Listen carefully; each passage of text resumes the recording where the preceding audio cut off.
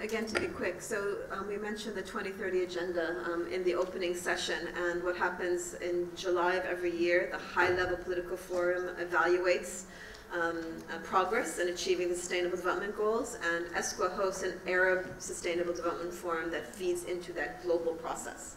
But because SDG 13, which is focused on climate action, is one of the 17 goals of focus this year, we're having a preparatory meeting focused on climate change at the end of this month. So last year we did on energy and water because those were the goals last year. So at the end of this month we're going to have an outcome document that we are soliciting inputs from the various conferences and meetings that we are having to draft a set of key messages that can then be conveyed from the Arab region, from an Arab perspective, to this regional forum and the global forum on climate across this dimension. So I'm open to your ideas. We want to look at the solutions, the opportunities there, but of course impacts are there, so I'm open to your ideas, and if you find me in the hall also, I'm open to ideas. If you go to the website, you can also be part of the online consultation if you register at that site, or send me an email and we can send you an online way to link. So if you have any ideas on these issues, the impacts of climate change and the implications of response measures, policy interlinkages, what are the priority issues for our region, and then most importantly, what key messages would this region like to convey on technology, on finance, and on capacity building needs. So this is listening mode. Actually, you know, the AFMA project is one of the initiatives that fit in this, you know, outcomes. It's a tool for AFMA, the Anticipatory Flood Management at Alexandria project.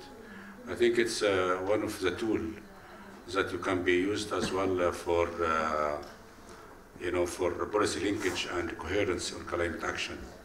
So this is also, we are in Egypt planning to have mobile application for the governorate of Egypt to see how we can make what we call it resilience for flooding in Egypt.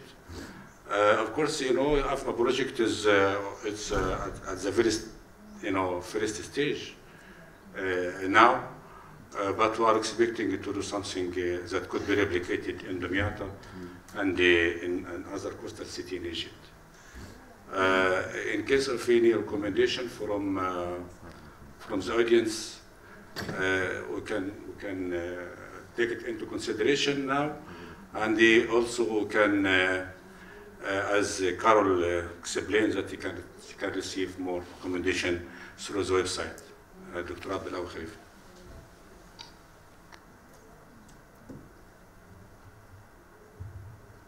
I think we've been talking about the climate change for 10 years now, but still I don't feel that the people are aware of that. I've talked to many people in Egypt, especially the people who own land on the north coast. I told them that one day your land will be flooded and covered with water. They don't believe me. I think we need a kind of awareness program to convince the people that the climate change is coming and there will be an impact in the area, that they can help and think about what they can do to protect themselves. Thank you. That fit with number 5, for capacity building, mean of implementation, capacity building. Questions or comments from Robert from SIDA, Swedish. Thanks. Robert Nygård from SIDA Stockholm. I'd like to ask about virtual water and your view on virtual water. I think that today the region is not self-sufficient in agriculture crops. It's importing, and it's been actually since 2010. I think it's been it's been exporting. How to say? It's about virtual water. I don't know how well everybody's aware about the concept of virtual water. It's how much water it takes to grow a cucumber, and it's not the water content in the cucumber. So the region has been exporting water before, much more before 2010.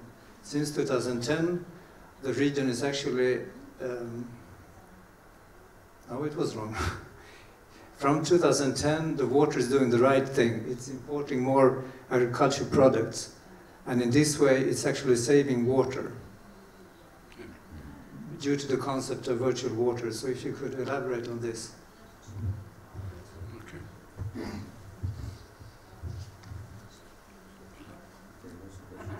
Yeah, thank you. My name is Søren Ryd. I'm working for GIZ on climate mitigation and water.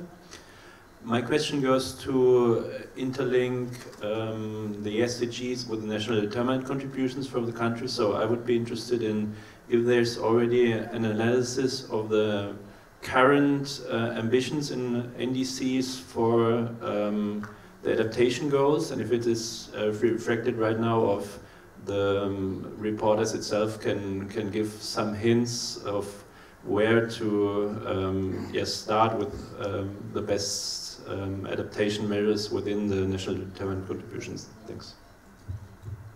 Would you put that under as an issue? Sorry, as an issue of capacity building, or as an issue of finance, or is that a general question? I'm sorry, just to see the perspective. I would see it more in policy interlinkages. But for sure it's also for the main stakeholders in the governments in capacity building.